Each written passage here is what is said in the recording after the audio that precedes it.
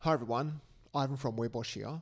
Welcome to part 2 in our series on Drupal 8 site building, and in this video we're going to look at adding in comments. Now the comment system in Drupal 8 has been rebuilt from the ground up, and it is 1,000 times better than in Drupal 7. You see, comments in Drupal 7 were pretty limited. You could only use them on content types, and that's it. You couldn't add them to any other entity type like a taxonomy term or a user. But in Drupal 8, you can add them to any entity type through a field, and you can create different comment types. This means that you could have a comment type for anonymous users and a premium comment type for premium users or users with specific roles. So in this video, we're going to add comments to our blog content type. And as usual, if you want to read this tutorial, head over to the link below. If you prefer to watch, stick around.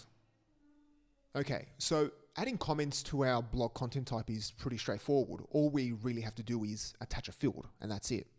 So to do that, just click on Structure, Content Types, and click on Manage Fields on the blog row, and then click on Add Field.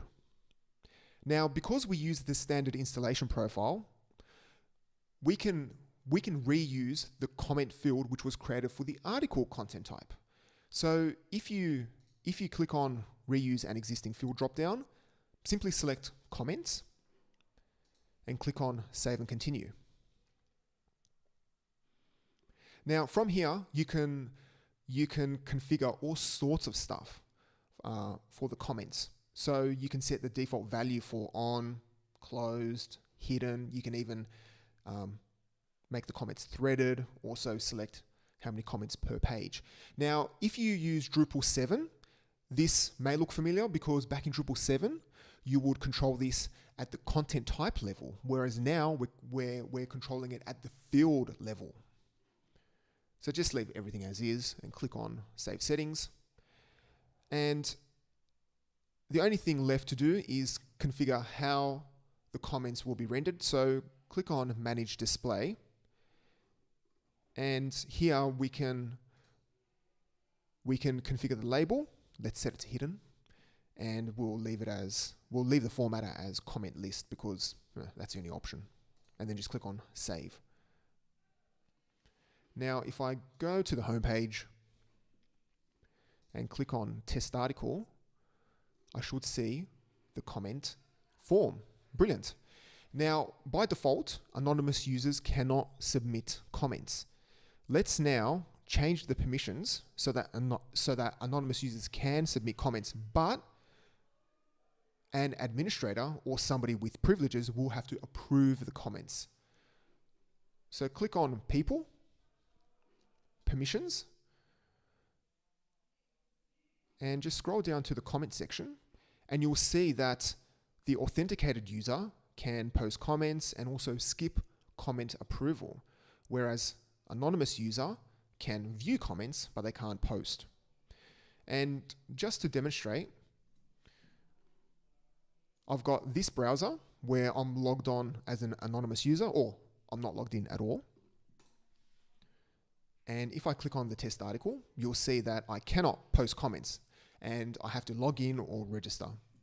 So if I go back here and select post comments for anonymous user, and then scroll down to the bottom and click on save permissions, and then I go back and refresh, I can now post a comment. So let me just quickly post the comment, subject comment, and then I'll click on save.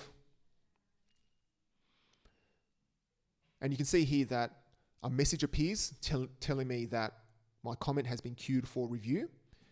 And then if I come back here and then go to content, comments, you will see that there's a page called Unapproved Comments.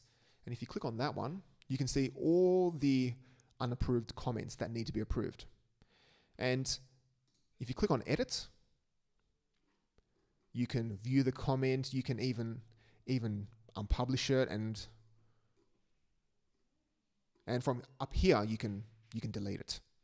But generally what I do is I simply select the comment and just select publish the selected comment and then click on update. This will simply publish the comment.